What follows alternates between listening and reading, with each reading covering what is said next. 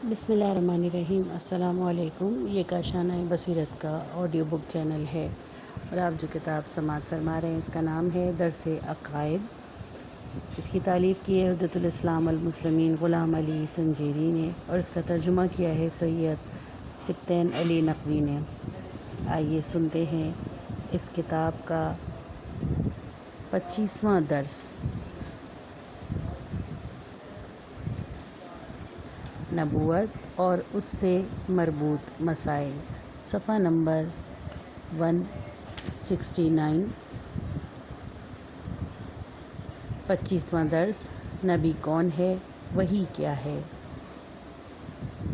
امام صادق علیہ السلام نے فرمایا، ترجمہ: جب بھی خدا کسی بندے کو رسالت کے لیے منتخب کرتا ہے تو اسے سکون اور وقار سے نوازتا ہے، اسی طرح کہ خدا کی جانب سے جو چیز اس تک پہنچ رہی ہوتی ہے اسے آنکھ سے دیکھ رہا ہے۔ تفسیر عیاشی جلد دوم، صفحہ نمبر 201۔ اہداف درس: نمبر 1، نبوت کی تعریف۔ نمبر 2، نبی اور رسول میں کیا فرق ہے۔ نمبر 3، وحی کی تعریف۔ نمبر 4، وحی کی اقسام اور ان میں پایا جانے والا فرق۔ ہم اس سے قبل توضیح پیش کر چکے ہیں کہ وہ اہم ترین مسائل جن کے سوال کھوجنے کے لیے عقل انسانی کوشاں ہے وہ عبارت ہیں: اس جہان اور ساتھ ہی ساتھ انسان کا خالق کون ہے، اس کی زندگی کا اختتام اور مقصد نہائی کہاں اور کیا ہے۔ گزشتہ مباحث میں ہم نے پہلے سوال کا جواب پیش کیا تھا اور اب وقت آن پہنچا ہے کہ دوسرے سوال کا جواب دیا جائے۔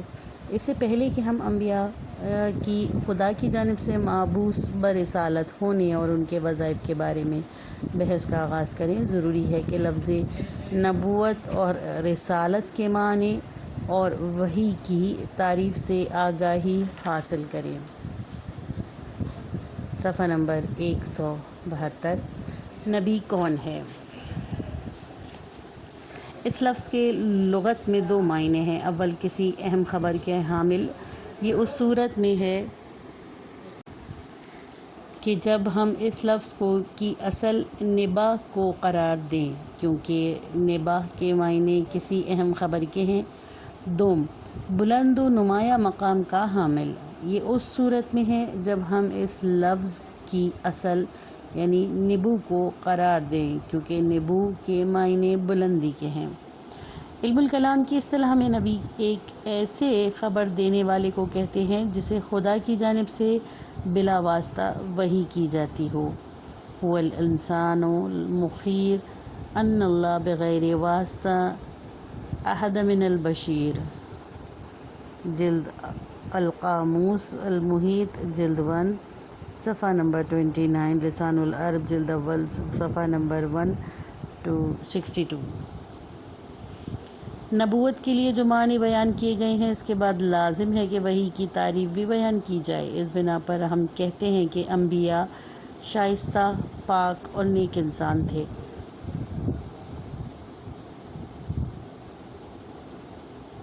جنہیں خداوند متعال نے انسانوں کے درمیان اپنے سفیر و خلیفہ کی حیثیت سے مأمور و مبعوث فرمایا، جو اس کے پیغامات اور احکامات کو وحی کے ذریعے سے حاصل کر کے بندوں تک پہنچاتے ہیں۔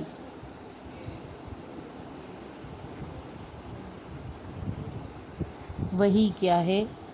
عربی لغت دانوں نے وحی کے لیے مختلف تعبیریں استعمال کی ہیں جن کو مجموعی طور پر یوں بیان کیا جا سکتا ہے: وحی عبارت ہے معنی کو مخاطب کی جانب پوشیدہ اور تیزی کے ساتھ منتقل کرنے سے۔ یہ انتقال مطالب بات کرنے کے ذریعے سے بھی ہو سکتا ہے، اشارے کے ذریعے سے بھی اور لکھنے کے وسیلے سے بھی۔ نمبر 4،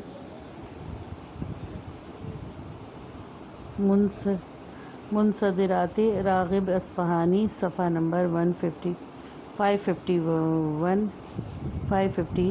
لسان العرب ابن منظور جلد 15، صفحہ نمبر 380۔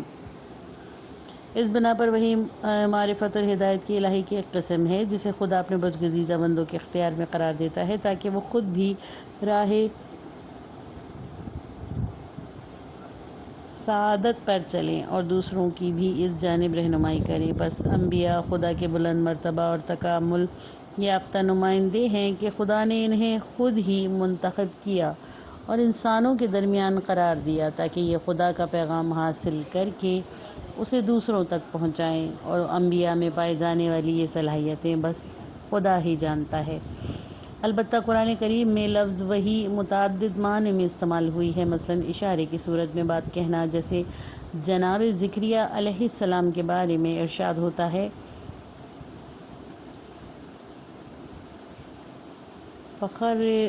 فخرج على قومه من المحراب فأهب عليهم أن صحبوا بكرة وعشيا۔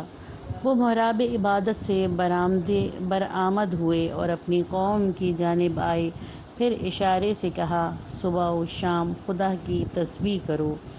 سورہ مریم آیت نمبر 11۔ جانوروں کی فطری ہدایت کرنا، جیسا کہ شہد کی مکھی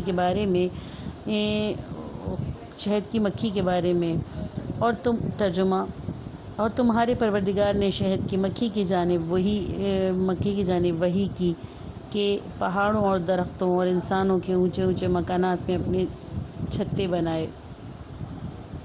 سورہ نحل آیت نمبر 68۔ برگزیدہ بندوں کو الہام کی صورت میں، جیسے کہ مادر موسیٰ علیہ السلام کے بارے میں ارشاد ہوتا ہے، ترجمہ، اور ہم نے مادر موسیٰ پر وحی کی کہ اسے اپنا دودھ پلاؤ، پھر جب اس کی نسبت کوئی خوف محسوس کرو تو اس کو ایک صندوق میں بند کر کے دریا کے حوالے کر دو، اور تم بالکل نہ کڑھنا اور نہ ڈرنا ہی، ہم اس کو پھر سے تمہارے پاس پہنچا دیں گے اور اسے اپنا رسول بنائیں گے۔ سورہ قصص آیت نمبر 7۔ یہاں تک کہ شیطان کے وسوسوں کے لیے بھی یہی لفظ وحی میں استعمال ہوا ہے۔ ترجمہ، شیاطین اپنے دوستوں کو وحی کیا کرتے ہیں تاکہ وہ تم سے مجادلہ کریں، اگر تم لوگوں نے ان کی اطاعت کی تو مشرک ہو جاؤ گے۔ سورہ انعام آیت نمبر 21۔ اس بنا پر وحی فقط انسانوں کے ساتھ مخصوص نہیں بلکہ تمام زندہ موجودات کے لیے پائی جاتی ہے۔ البتہ وحی اور ہدایت کے مراتب و درجات موجودات کے تکامل کی بنا پر مختلف ہے۔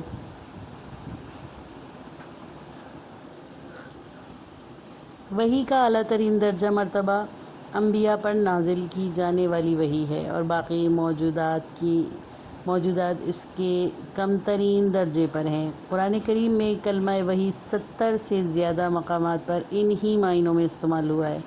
البتہ متکلمین اسلامی نے اس لیے کہ نبوت کی سرحد کو اور بھی روشن کر دیا جائے، وحی کی اصطلاح کو فقط انبیاء سے متعلق ہی استعمال کیا ہے۔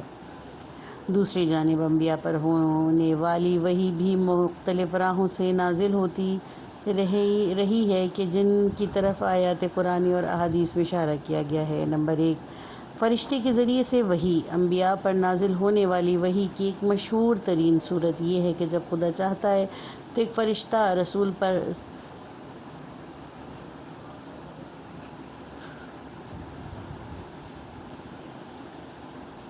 وحی لے کر نازل ہوتا ہے۔ قرآنی آیات کے مطابق وحی نازل کرنے کا یہ وظیفہ حضرت جبرائیل علیہ السلام کا ہے۔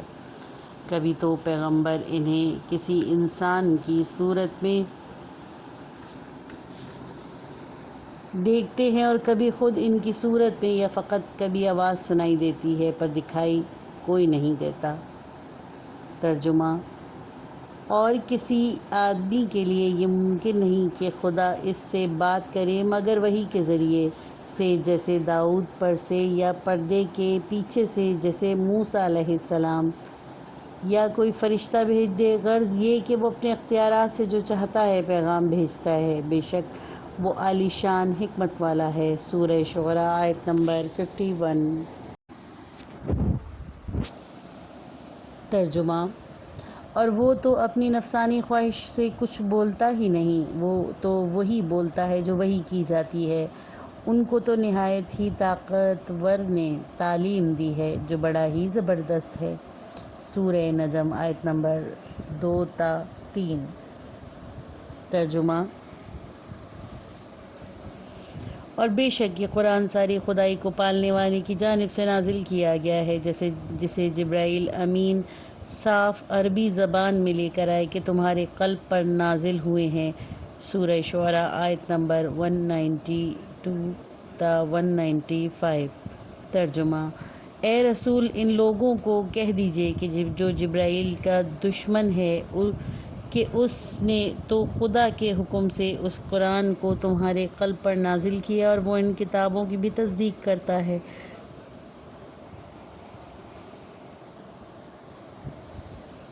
جو اس سے پہلے نازل ہوئیں اور اب اس کے سامنے موجود ہیں، اور یہ کہ صاحبان ایمان کے لیے مژدہ ہے۔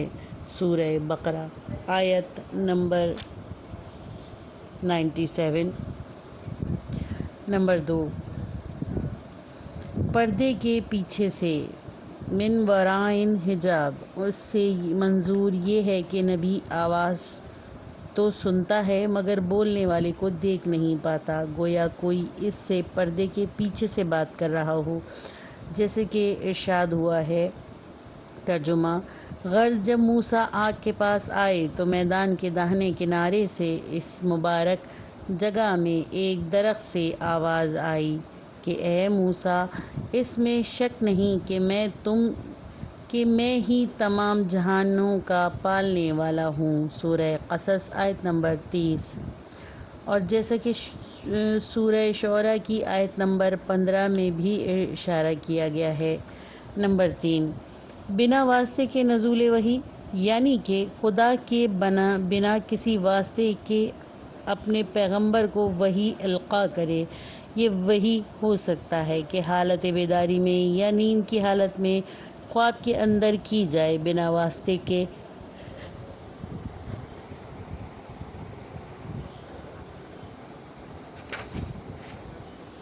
نزول وحی اور پردے کے پیچھے سے وحی میں کیا فرق ہے؟ کہ بلا واسطے وحی میں پیغمبر پر بنا آواز کے ہی معارف اس کے دل پر القاء کر دیے جائیں، جیسے کہ سورہ شعراء کی آیت نمبر 51 میں اس جانب اشارہ کیا گیا ہے کہ ایک حدیث میں رسول اکرم صلی اللہ علیہ وآلہ وسلم فرماتے ہیں۔ ترجمہ: جبرائیل امین نے میرے دل پر یہ مطلب القاء کیا کہ جب تک کسی کا رزق و عمر اپنی آخری حد تک نہ پہنچ جائے وہ نہیں مرے گا، پس پرہیزگاری اپناؤ اور روزی طلب کرنے میں اعتدال سے کام لو۔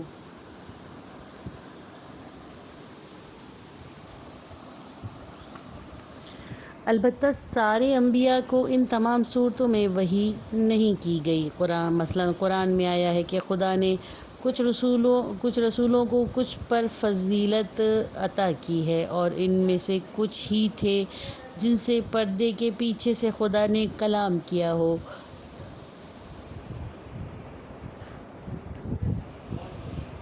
البتہ رسول اکرم صلی اللہ علیہ وسلم جو کہ افضل انبیاء رسل ہیں، پر تمام صورتوں سے وحی نازل کی گئی۔ چند نکتے۔ انبیاء کی تعداد۔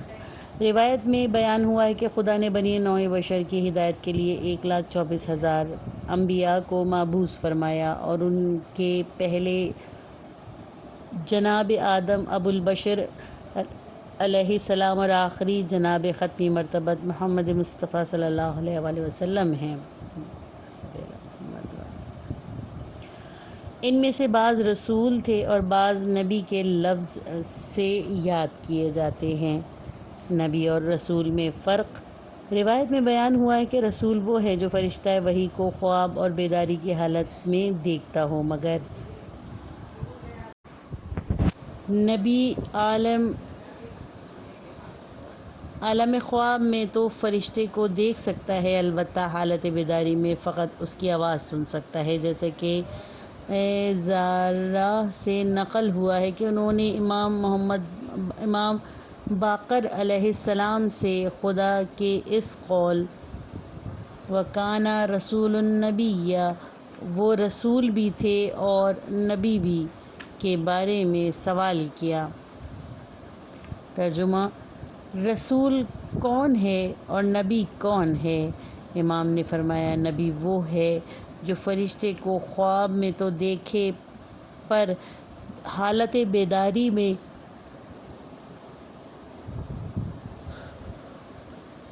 فقط آواز سن سکے۔ البتہ رسول وہ ہے جو فرشتے کو حالت بیداری اور خواب دونوں میں دیکھے۔ کافی تویں دارالحدیث جلد اول صفحہ نمبر 428۔ رسول پر وحی کا اثر، ہرچند وحی کا نزول امر محسوس نہیں اور اس کو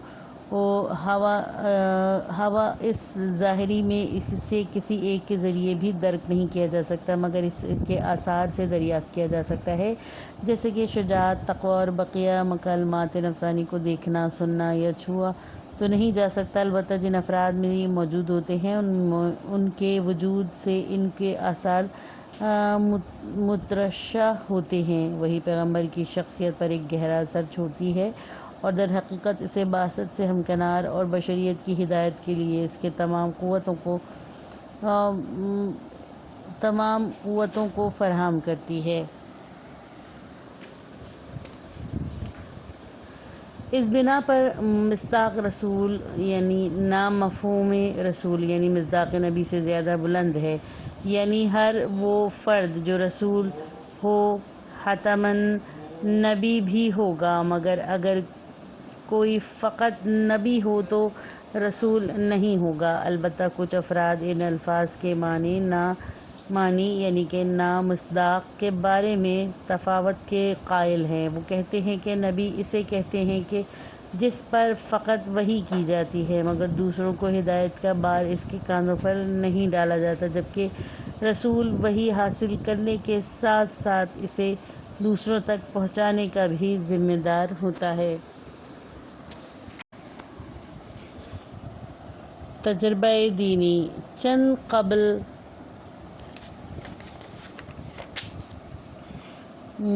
مغربی متکلمین نے ایک نئی اصطلاح بنام یعنی تجربہ دینی وضع کی۔ ان میں سے بعض کا گمان یہ ہے کہ وحی بھی تجربہ دینی کی ایک نوع ہے، البتہ یہ گمان خیال است و محال است کا مصداق ہے، کیونکہ ان کی بیان کردہ تعریف کے مطابق تجربہ دینی خدا سے وابستگی کا ایک احساس یا خدا کی نسبت حسی اور ایک نوع یا ایک شخص کا دین کی نسبت احساس اور کسی مطلب کا ماورائی ہونا ہے۔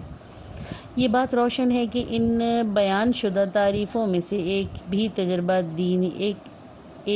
تجربہ دینی کی حقیقت کے ساتھ مطابقت کا پتہ نیز معرفت کے درک کرنے کی اقسام میں سے نہیں ہے، جبکہ وحی میں حقیقت کے ساتھ مطابقت شرط ہے۔ نیز انبیاء پر ہونے والی وحی الہی معارف و احکامات کا سرچشمہ ہے کہ عقل انسانی کو اکیلے درک کرنے کی صلاحیت نہیں رکھتی۔ دوسری بات یہ ہے کہ تجربہ دینی کے ایک انسانی امر ہے، جبکہ وحی خدا کی جانب سے انسان رسول پر نازل کی جاتی ہے جو کہ ایک ماورائی منبع رکھتی ہے۔ بنابراین وحی تجربہ دینی کی نوع میں سے نہیں ہے۔ آئندہ درس میں ضرورت بعثت انبیاء کے بارے میں گزارشات پیش کریں گے۔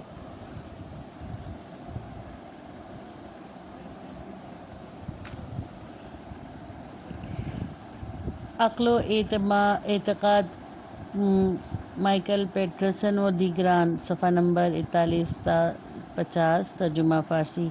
چند سوالوں کے جواب۔ نبی اور ایک نابغہ شخص میں کیا فرق ہے؟ جواب: خداوند عالم فرماتا ہے، ترجمہ: انسان ایک امت تھے یہاں تک کہ خدا نے انبیاء کو مبعوث فرمایا تاکہ بشارت دیں اور ڈرائیں اور ان کے ساتھ کتاب کو نازل کیا۔ سورہ بقرہ آیت نمبر 213۔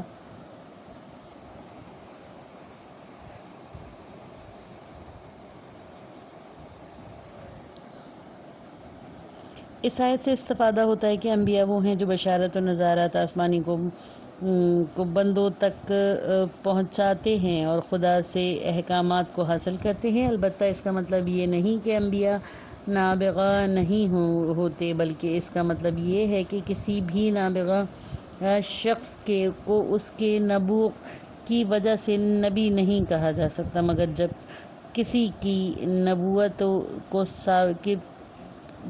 ثابت ہو جائے گی تو اس کا نبوغ واضح ہو جائے گا۔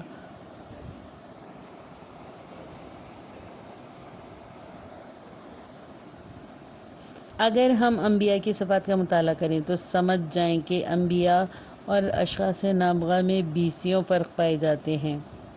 انبیاء کا اخلاص اور ان کا ہر قسم کے گناہ اور شک و سہو نسیان و خطا سے معصوم ہونا، عالم غیب سے آگاہی، خدا کے ساتھ راز و نیاز، ان کی مخلصانہ عبادتیں اور ہر چیز کو خدا کی جانب سے جاننا، ایسے مسائل جن میں فقط نابغیت نہیں پائی جاتی، کیونکہ نوابغ سے بھی غلطیاں ہوتی ہیں اور وہ گناہوں سے معصوم نہیں ہیں، غیب کی خبر بھی نہیں رکھتے، اور دوسری جملہ صفات نبوت سے بھی متصف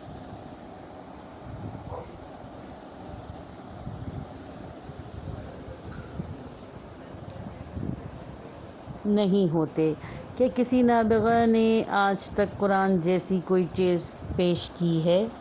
سوال نمبر 2، کیوں ہم پر وحی نازل نہیں ہوتی؟ جواب، ہر ریڈیو ہوا میں پائے جانے والے تمام موجوں اور صداؤں کو نہیں پکڑتا۔ باطن کا صاف ہونا، اخلاص کی پاکیزگی، تقوی اور 20 شرائط ہیں۔ دل کو وحی و الہام حاصل کرنے کے لیے آمادہ ہونا چاہیے۔ وحی تو پھر وحی ہے۔ صحیح شناخت بھی سالم قلب اور افراد با تقوی کے حصے میں ہی آتی ہے۔ ارشاد ہوتا ہے، ترجمہ: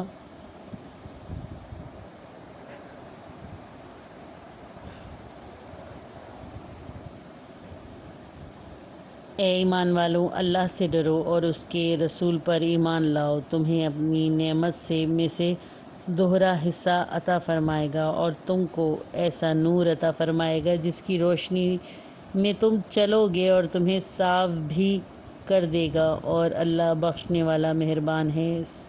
سورہ حدید آیت نمبر 28۔ اس آیت سے سمجھا جا سکتا ہے کہ روشن بیٹی اور نور بھی ہر کسی کو نہیں دیا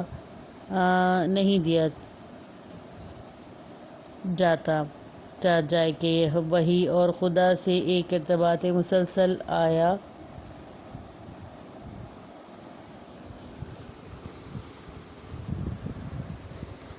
خلاصہ درس نمبر 1، معنی نبی یا تو نبا سے مشتق ہے جس کے معنی اہم خبر کے ہیں، یا پھر نبوہ سے کہ جس کے معنی بلند مقام کے ہیں۔ بہرحال نبی کو ان میں سے جس جہت سے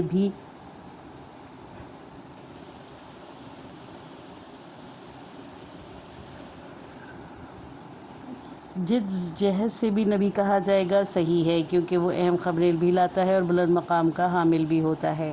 نمبر 2، معنی وحی، کلام الہی سے جو بالواسطہ یا بلا واسطہ انبیاء تک پہنچایا جائے تاکہ انبیاء اسے دوسروں تک پہنچائیں۔ نمبر 3، انبیاء پر وحی کرنے کی صورتیں: الف، فرشتے کے ذریعے سے، ب، پردے کے پیچھے سے، س۔ نمبر 4، ہم نے وحی کے معنی بیان کرتے ہوئے کہا تھا کہ ایسے معارف جو خدا کی جانب سے اس کے برگزیدہ بندوں پر نوع بشر کی بدولت کی ہدایت کے لیے نازل کیے جاتے ہیں، پس ہم وحی کسی بھی صورت میں تجربہ دینی نہیں کہہ سکتے۔ سوالات: انبیاء پر وحی نازل ہونے کی کون کون سی صورتیں وجود رکھتی ہیں، بیان کیجیے۔ نمبر 2، رسول اور نبی میں کیا فرق ہے؟ نمبر 3، تجربہ و دینی کیا ہے؟ کیا ہم کہہ سکتے ہیں کہ تجربہ دینی اور وحی ایک ہی خط ہیں، ایک ہی چیز ہیں؟ نمبر 4، نبوت عامہ اور نبوت خاصہ میں کیا فرق ہے؟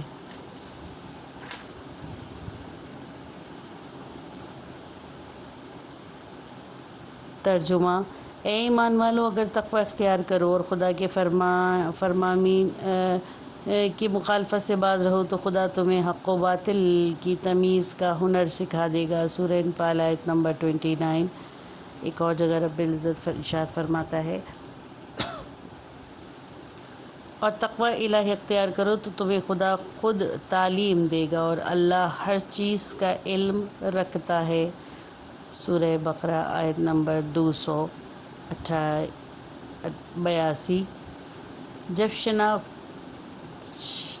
شناخت و معرفت پاک دل اور سالم روح کی طلبگار ہے تو وحی کی کیا بات کی جائے جو اعلیٰ ترین مراتب میں سے ہی ایک ہے۔ کیا انبیاء کے علاوہ کسی اور پر وحی نازل ہو سکتی ہے؟ جی ہاں، یہ ضروری نہیں ہے کہ صرف انبیاء اور رسولوں پر ہی وحی نازل ہو، بلکہ اس کے علاوہ بھی ایسے افراد ہیں جن پر وحی نازل کرے، جیسے کہ حضرت موسیٰ علیہ السلام کی والدہ پر جناب مریم پر وحی نازل کی گئی۔ اس پارٹ کا حصہ یہاں تک ختم ہوتا ہے۔ بقیہ حصہ اگلے پارٹ میں سنیے گا۔